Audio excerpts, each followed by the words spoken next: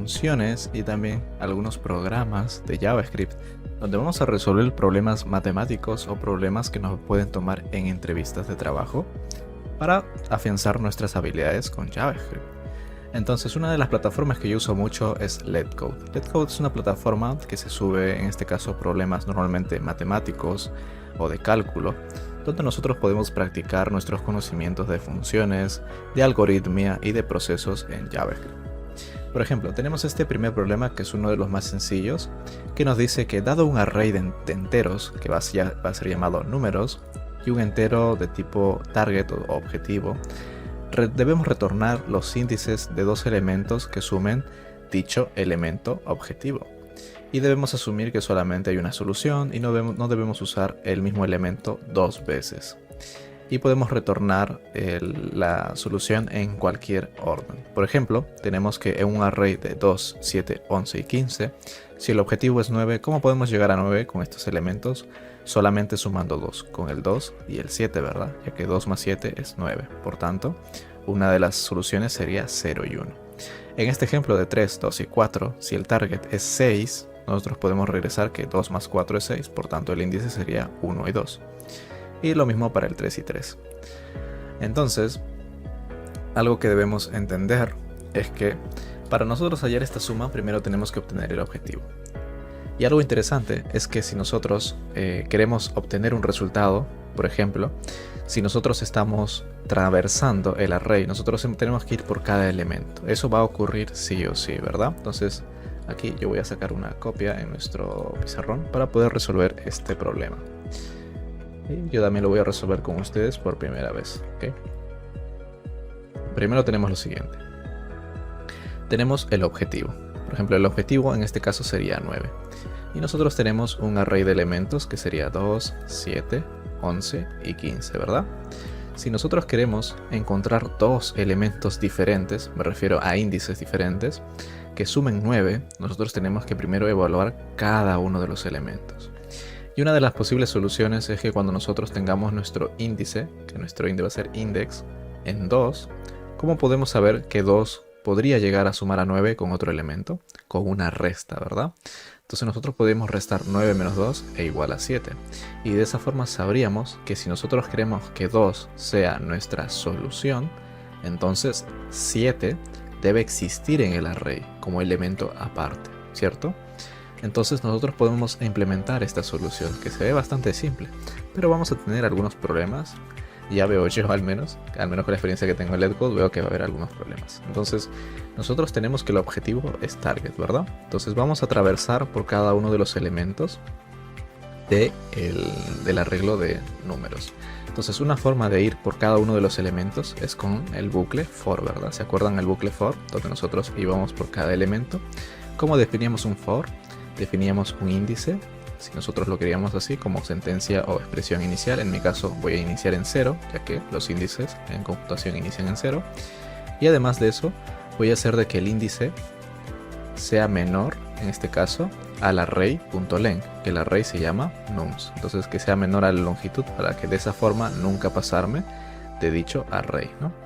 Y además este índice va a ir incrementándose. ¿Se acuerdan de la actualización? Pues ahí lo tienen. Entonces luego de eso ya ejecutamos el código, así que ese va a ser mi for para yo poder estar evaluando cada uno de los elementos de este array. Entonces yo voy a definir un índice que va a ser igual a 0 y voy a decir este índice no puede pasar a nums.length, porque si no ya no tendríamos un elemento, y este índice se va a actualizar en cada una de las operaciones de este bucle incrementándose en 1. Entonces hasta aquí todo bien. Ahora, si yo quiero obtener el resultado, habíamos dicho que lo que primero tenemos que obtener es cuánto nos falta para nosotros encontrar dicho resultado. Entonces podríamos poner una constante que podría ser, en este caso, bueno, voy a poner como variable, let faltante, le puedo poner yo, faltante sería igual a nums index, que sería el valor que estoy evaluando actualmente en cada una de las operaciones del for, y podría restar target menos, ¿cierto? Ya que sucede lo siguiente, ¿qué pasa si el número, en este caso voy a poner value para el número, voy a poner nums index, que sería el valor que estoy evaluando en esta ejecución del for? ¿Qué pasaría si el valor actual es mayor al target? Sería imposible de que nosotros podamos, en este caso, pero sí es posible. ¿Por qué? Pensé que los números eran mayores a 0, pero no, los números pueden ser negativos, entonces olviden todo esto. Son cosas que pasan en el LED. Entonces, ok, vamos a ver que primero debemos tener, en este caso, lo faltante, ¿verdad? Vamos a definir un value, que el value sería nums index para obtener el valor. Y lo faltante, ¿qué sería? Let faltante sería, en este caso, target menos value, ¿verdad? Sería el valor que me falta a mí para que este valor que estoy evaluando actualmente sea una de las posibles soluciones. Ahora, ¿cómo yo sé si el valor faltante existe en el array? ¿Cómo sé que esto existe en el array? Con eso se puede usar una función llamada indexOf. Lo que hace indexOf es lo siguiente. Voy a tomar aquí nuestro pizarrón. Y el indexOf es una función que se utiliza en arreglos, o en este caso objetos iterables como strings incluso. Y nosotros al indexOf le podemos decir que si hay un arreglo de ciertos elementos, quiero buscar un elemento, que puede ser por ejemplo A. Y si el A está a la mitad, el indexOf me va a retornar el índice de dicho elemento. Y si no existe el elemento en dicho objeto iterable, como el array por ejemplo, me va a retornar -1. Entonces, digamos que yo tengo un array con 2, 4 y 6, ¿no? Y yo a este array, que le puedo llamar por ejemplo let x, si yo le pido el índice de entonces indexOf, y le digo índice de 2, me va a retornar 0. Recuerden, el índice de este es 0, de este es 1 y de este es 2. Entonces, si yo le hago index, por ejemplo, of 4, que me va a retornar 1. Y lo mismo en el 6, me retornaría en este caso el 2, ¿verdad? Ahora, ¿qué pasa si yo le doy un elemento al indexOf que no existe? Digamos que yo le pido indexOf 7, pero si vemos el arreglo no existe el 7. ¿Qué me regresa esta función o este método? Me regresa -1. Entonces, cuando es -1 significa que el elemento no existe. Y cuando es un número diferente a -1 nos va a dar el índice exacto de dónde se encuentra dicho elemento. Entonces lo que yo puedo hacer es generar una nueva variable o crear una nueva variable que se va a llamar índice del faltante. Lo voy a poner todo en español para que me entiendan mucho más rápido. Índice del faltante. Y voy a decir que esto de aquí va a ser nums.indexOf. ¿Okay? ¿Y qué estoy buscando yo? El faltante, ¿verdad? ¿Y qué va a pasar cuando el faltante sea diferente de -1? Recuerden de cómo hacer la condicional. Índice del faltante va a ser diferente de -1. Significa que el faltante existe, ¿cierto? Por tanto, ya tenemos una solución. Y si ya tenemos una solución, ya podemos retornar como solución. ¿Cuál sería en este caso la solución? Los índices. Uno de los índices sería el índice actual en el cual yo obtenía el valor value. Y el otro sería el índice faltante, que sería el índice del faltante con el cual se complementa nuestro número para llegar al objetivo que sería target. Ahora, si nosotros ejecutamos esto, vamos a tener un error, ya que lo que dice aquí es que ese elemento no se puede repetir. Dice, no puedes usar el mismo elemento dos veces. ¿Qué pasa si el index, digamos que nosotros tenemos un objetivo que nos pide 8, por ejemplo, ¿no? Voy a tomar la pizarra aquí. Digamos que en nuestra función nosotros tenemos lo siguiente. Tenemos un elemento 4, tenemos un elemento 3 y tenemos un elemento 2. Y nuestro target, por ejemplo, nuestro target es 8. Si nosotros evaluamos con el índice 0, ¿no? El index 0, nosotros nuestro value, ¿cuál sería? Nuestro value sería nums 0, que sería 4, ¿cierto? ¿Y cuál sería nuestro faltante? Nuestro faltante sería target, que es 8, menos el value, que sería 4. Entonces, nuestro faltante sería 4. Y por tanto, si nosotros hacemos el indexOf de 4, nos va a retornar índice 0. No nos va a retornar -1. Entonces, si nosotros asumimos que este es un valor válido, estaríamos cometiendo un error, porque usaríamos el mismo índice 2 veces, o el mismo elemento 2 veces. Así que, además de eso, tenemos que hacer una nueva validación en esta condicional y decir que por más que el elemento en este caso, por más que el índice del faltante sea diferente de -1, también tiene que ser diferente, en este caso, de index, que sería el índice actual que estamos consultando. Entonces tampoco tiene que ser en este caso index. Y si esto es verdadero, significa que es diferente al índice y también es diferente a -1, por tanto existe. Y esto yo ya lo puedo ejecutar y lo voy incluso a retornar. Vamos a darle a Submit y nos va a hacer algunas pruebas, ¿no? Nos está juzgando y nos dice de que se aceptó. Automáticamente acabamos de resolver un problema de una forma bastante rápida. Ahora, algo genial de LetCode es que nosotros no somos el único haciendo estos ejercicios y nosotros vamos a ver, por ejemplo, qué tan bien nos fue nuestro ejercicio en cuanto a memoria y en cuanto a velocidad de ejecución. En mi caso, he puntuado bastante mal, he de decir, pero lo he hecho con funciones bastante básicas para que me puedan entender, ya que cuando ustedes van avanzando a lo largo de la programación van a aprender nuevas funciones, nuevos algoritmos o nuevos métodos de que nosotros podemos resolver problemas. Entonces, al menos por ahora, sería una forma fácil de implementar nuestros conocimientos. Vamos a resolver otro, por ejemplo, que sería en este caso el problema número 9, que sería number palíndromo, ¿no? Que sería en este caso número palíndromo. Si no lo saben, un palíndromo es aquel que se lee igual de izquierda a derecha que de derecha a izquierda. Por ejemplo, 121 se lee igual a 121 de derecha a izquierda y de izquierda a derecha. Por tanto, sería true. Entonces, ¿cómo sabemos nosotros que un número es palíndromo? Es un tanto difícil, ¿verdad? Vamos a tener que poner casos de ejemplo. Yo todavía esto no lo he resuelto, esto sí. Digamos que nosotros tenemos el número 121. ¿Este es palíndromo? Sí. Digamos que tenemos el número 7. En teoría también es palíndromo porque también solamente tiene un número y se lee igual. ¿Qué otro número podría ser palíndromo? 131 también es palíndromo, ¿verdad? Entonces, ¿cómo podríamos traversar cada uno de los números para saber si se leen igual de izquierda a derecha que de derecha a izquierda? Si se dan cuenta, si yo pongo por ejemplo el número 13731, esto también es un palíndromo porque se lee 1371, 31 y de derecha a izquierda también pasa lo mismo. 1, 3, 7, 3, 1. Entonces, si se dan cuenta, ¿cómo podemos hacer una comparación?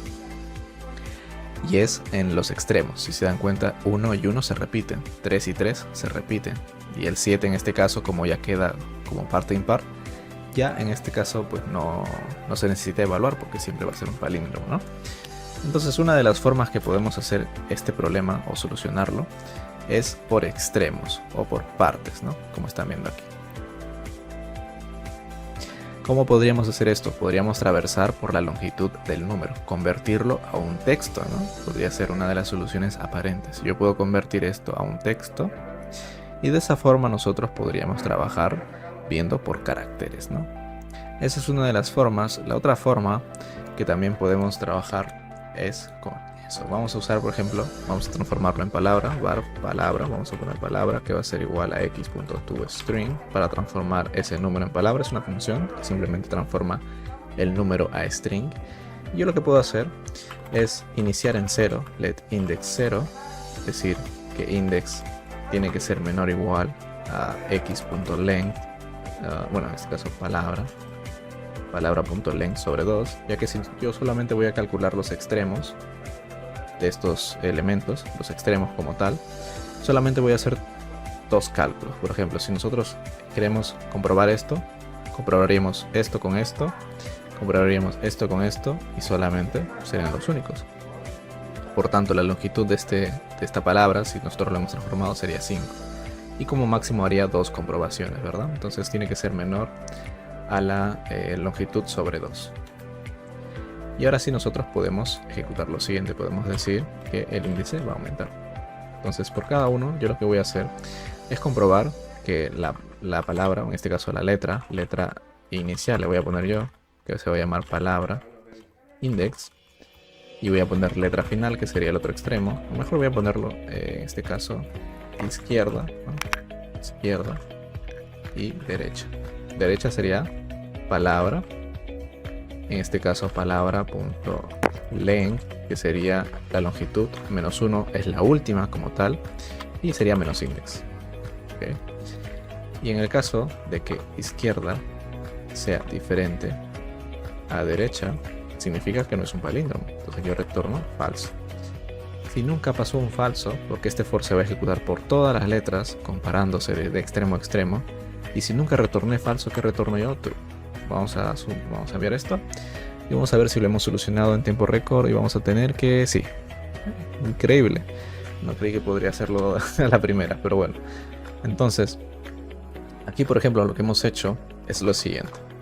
Es ejecutar un palíndromo Ya lo habíamos visto como parte explicativa, que un palíndromo se leía de izquierda a derecha, igual de derecha a izquierda, ¿cierto?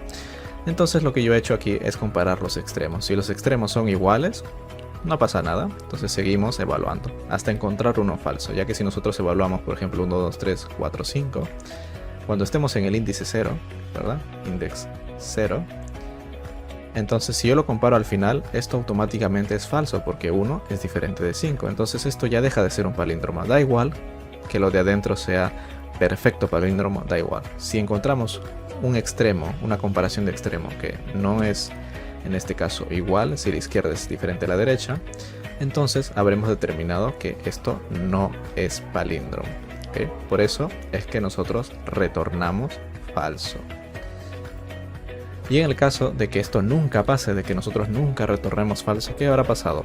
Todas las partes izquierdas serán iguales a las partes derechas. Y por tanto sería un palíndromo. Por eso es que retornó true. Si se acuerdan, el return lo que hace es acabar con el código, acabar con la función. Y en este caso, esta es mi función, que compara si es un palíndromo o en este caso evalúa. Y de esta forma nosotros podemos resolver este ejercicio, ¿no?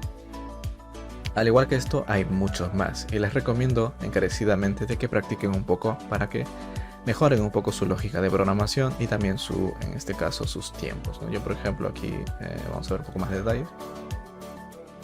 Yo aquí he tenido un 72% de velocidad en cuanto a ejecución, en optimización como tal, pero en memoria no me va tan bien, si se dan cuenta, ¿no? En memoria muy poco.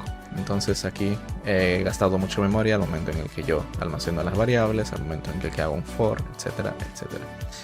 Y porque estoy usando palabras en lugar de números. Si nosotros vemos el código de otras personas, vamos a ver aquí, por ejemplo, el código de alguien que ha vencido a casi todos, veremos aquí que lo que hace es transformarlo en un string, le hace un split, le hace un reverse y le hace un join, lo transforma al reverse y lo que hace es compararlo con el string. Increíble.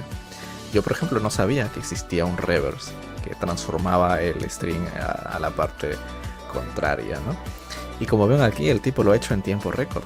Increíble. Y así ustedes pueden ir aprendiendo formas de optimizar su código. Por ejemplo, mi código se ejecutó en 143 milisegundos. Que no es mucho para una computadora, pero este tipo lo ha hecho en 92 milisegundos. Lo ha hecho prácticamente 50% más rápido que mi código. Y así ustedes pueden ir aprendiendo. Algo que les recomiendo es que no vean el código hasta el momento en el que ustedes lo resuelven o hasta el momento que lo han intentado verdaderamente. Ustedes han intentado resolverlo por, no sé, 15, 20, 30 minutos dependiendo de la dificultad del problema. 1 hora, incluso con papel, porque ustedes han visto que yo uso en este caso pues este programa para definir, en este caso saber cómo voy a atacar un problema. Y hasta el momento en el que ustedes ya se dan cuenta que están gastando demasiado tiempo es cuando ya pueden ver una solución aquí en LeetCode, ¿no? Así que importante que ustedes tengan un poco de práctica en estas optimizaciones de código, en estos problemas un poco más complejos de forma algorítmica. Cuídense.